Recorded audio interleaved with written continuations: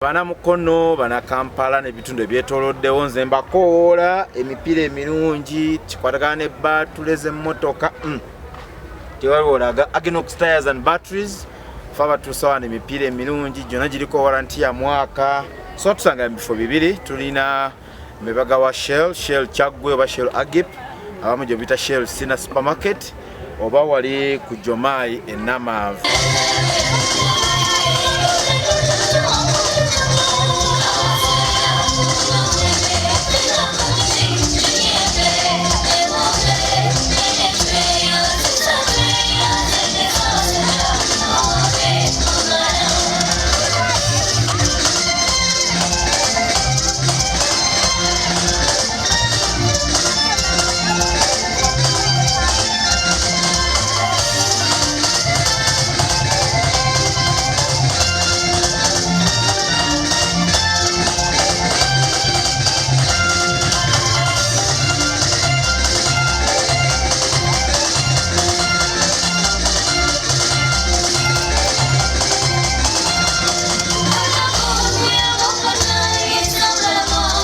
Olusisira lw'ebyenjigiriza olwategekebwa ekibiina kya Mukono ye Maama lufundikidde nga abayizi abasuka mu 3 bafunye barsuries mu masomero ag'enjawulo gano gavudde mu disitulikiti y'e Mukono, Kayunga ne Wakiso. Olusisira luno nga lufundikibwa wabaddewo ekitambiro ky'emmisa era nga kikulembeddwa Faava Richard Kateregga. Abazadde n'abasomesa balina omulimu gw'amaanyi ogw'okukola okulaba nga bagunjula abaana b'ennaku zino abadde bamalidde obudde bwabwe ku mitimbagano. Ezimu nga bw'owulira zikuzitooweredde ate awo tumya senga w'abaana nabo bateeke mu nkola obutume bwabwe oba obulanzi bwabwe nga nabo bayigiriza abaana bato ebidda ku mulimu oyo. Nabagambye tulina obuwangwa bwaffe bulina bye butuyigiriza awo nabo tubukozese mu kugunjula tuleme kusirikanga ng'ensi etabanguka ne tutayogera oba ne tutayigiriza ate ffe abalina okumanya. Bishop Kakoza alina akamu katuwa olugero lwa Filipo n'omulanzi omulawo ng'atudde mu kigaali asoma Isaayo omulanzi. Filipo kwe kudduka n'amubuuza nti by'osoma obitegeera? Ye n'abitegeera ntya nga tewali abinnyonnyodde.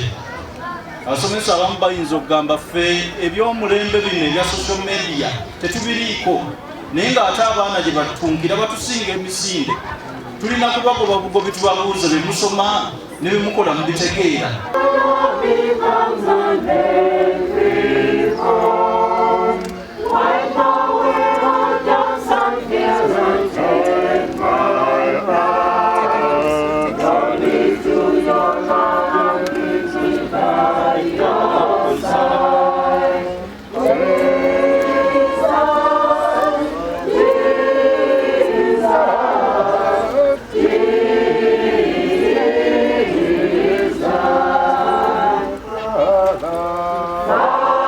Faava Kateregga ageze maaso n'ayambalira n'abo abantu bonna abagenda banenya omulamuzi Sebutinde engeri yasazeewo ku musango gwa Isirayiri ne Gaza. N'agamba bano tebamanyi ono munnamateeka yasoma era nga amateeka engeri yasazeewo ayasazeewo mu mazima n'obwenkanya okuba nga olutalo lw'e Gaza ne Isirayiri lwa nnono. Njagala nnyo okugenda ku mitimbagano ne buli ggulire erifuluma nze kyengera okusoma be bantu oba bye bintu abantu bye baddamu ku ggulire. Waliwo ebyakafuluma wano omulamuzi Sebutinde nga ye ku 17 agamba nze sijja kusala musango guno bwetu kubanga si gwa byamateeka guli mu nnono guli mu bantu bali kutuula kubanga guvudde wala nnyo. Naye n'owulira oli ayogerera firimu najja abuukira omulamuzi ate mu byamateeka nkyona aswaziza eggwanga lyaffe alowooza alina obuyinza obugunjula ate munnamateeka mu mateeka ge. Obuyinza obwa tebulina eyo gwe kwota obuyinza oli alina obuyinza mu byamateeka era bw'otuuka mu maaso ge tomala geekalabo kalasanga bw'oyagala asobola n'okukusiba nga talina bwe yeebuzi. Obuyinza buli abumanyi era agenda okusala naawe olina agenda kusooka kunulya yasaza atya yasinzidde ku ki. It is not that the majority are always correct. ddayo osome lwaki yakoze bw'ati. Obugunjufu kye butiyiriza. Awo nno mu bulanzi bwo olina okumanya ani akutwala kulwani gwoyogereramu.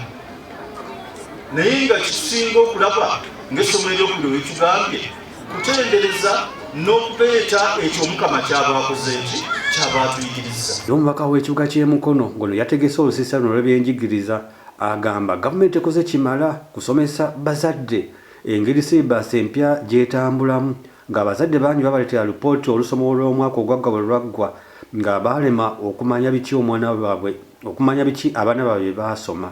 Ono annyeza abazadde n'agamba abaddewo wiiki nnamba ng'agezaako okunnyonnyola abazadde engeri gye balina okutegeeramu siribaasi empya. Bangi tebasobodde kujja kwetabamu kutegeera ddala siribaasi empya etambula etya. Kubanga bwetwagendayo ne tumubuulira nti ebyokusoma byakyuka naye abazadde tebababuulira n'abaana tebabitegeera. Kaakati twagala tuteekewo omwoleso n'amasomero gajje essomero erimu liyigire ku linnaalyo tiwammammwe kalikulamu mpya mwe mugenda bikwasa mutya. Mbabuulira kati essomero likabe na library onoyitawo otya? Abazadde suluti kitakamala omwana ajja kujja gambe njagala oluwunga, njagala eŋŋaano, njagala engoye, njagala wuzi, njagala bino ng'ebyo ku ssomero ng'agenda obeeramu. Okusoma okw'omutwe kwakendedde tugenze ku kusoma kwa mikono. Kati kalikulamu yakyuse naye abazadde tebababuulira. Banange kwe kubayita wano wiiki nnamba mbadde wano nga mbalinda mbabuulire. Abasobodde okujja bazze ne tubabuulira, abatasobodde mubaŋŋambire. Ate tewaliwo kubo ddala lyakubagamba mbadde wano njagala kuteesa na chairman meya tuyite bakiyamani b'ebyalo n'abeebosi bonna tubatuuzeeko musomo tubabuulire bo balyoke baddeyo mu byalo babuulire abazadde.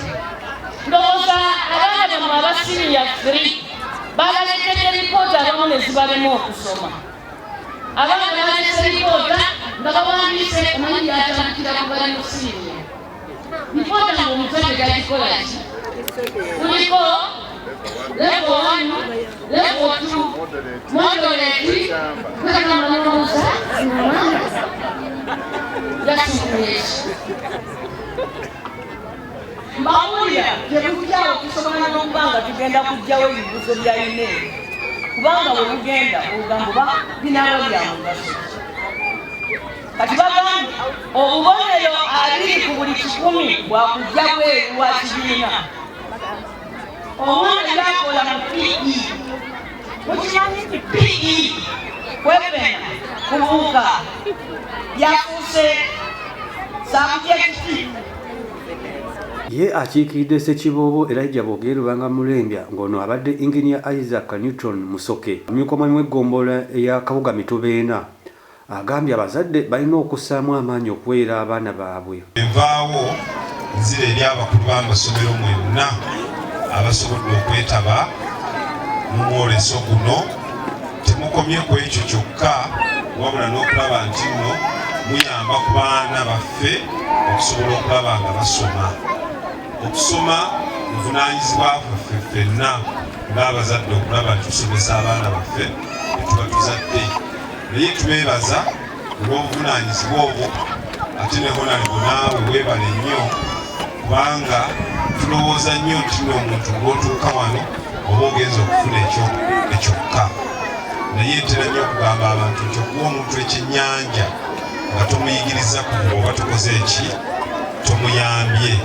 Nyabo honalebo okusembeza abantu wano nalwolubiiki lunene nnyo. Tukwebaza, weebale nnyo, weebalire ddala.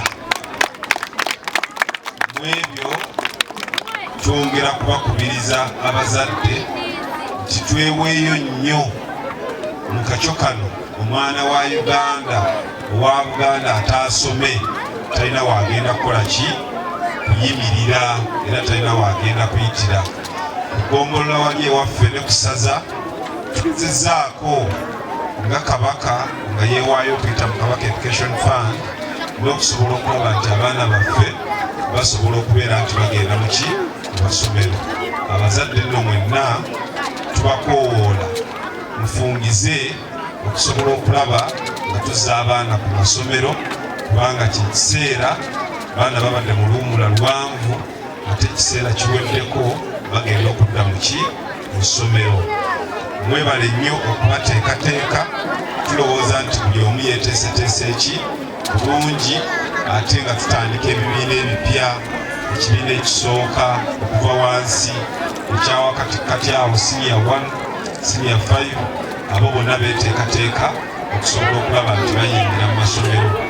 Tufube okulaba nga tuteekawo enkolagana ennungi wakati w'abasomesa n'abakulu b'amasomero okusobola okulaba nti abaana baffe bakola ki, baddayo era babeere ku ssomero. Amasomero ag'enjawulo ageetabye omweso guno ogubadde St. Peters SS Mukono n'amalala gagambye basobodde okuwaayo abayizi sikaala ez'enjawulo. Essomero ekyokubiri okuyamba ku bantu abatalina mwasirizi bulungi abateesobola bulungi nga tubawaayo ku basaries abaana basobola okusoma bannamukono babeere bulungi. Olwaleero tusobodde owaayo basaries 20 zokka okulaba abaana basobola okuyita mu kitongole kino ekya Mukono ye Maama bajje basome essomero lyaffe St. Peters aweya nti kalikulamu yakyuse era bannaffe abasuubira okugenda bakolaminga ebitabo babimaleyo lubakeeredde. Olunaku fenga St. Peters tulina ebyemikono tomoni omwana yajja okwesalirawo oba anakuba bandi oba anayimba oba anabeera mu muziki oba bya kutunga oba ayagala kusamba mupiira yonna tugira mu St. Peters. Era omwaka guno tugenda kuteeka nnyo essira okukulaakulanya ebitone by'abaana baffe abanaba bali naffe n'abali mu kitundu kyaffe. Kitanywa Pius Jude nga nze headmaster wa Progressive Kitindale. Omwoleso guno gubadde mulungi nnyo era twebaza abazadde abaleese abaana. Omuzadde ow'Ekanjuki yafunye abaana abafunye obuna era abaana abafunye obuna abo bonna ab'Ekanjuki ngenda kubawa basale eri fuulu. Twebaza nnyo ekitiibwa Nambooze olw'okuteekateeka omwoleso guno. Twagala nnyo abaana abo tubayambe ate n'omulala yenna n'abafunye obutaano obukubi simu Progressive Kitindale ojja ofune fuulu basale. Twagala nnyo enteekateeka eno Omukama ayongere okubawa ebirungi bye musinga okwagala. Erinnya Kitanywa Pius Jude nze headmaster wa Progressive Kitindale. Temujula leete abaana we strive for affection. Omweso guno nga gukomekezebwa omubaka Nambooze aleese abayimbi ab'enjawulo okulaba nga basanyusaamu ku bato bannaabwe.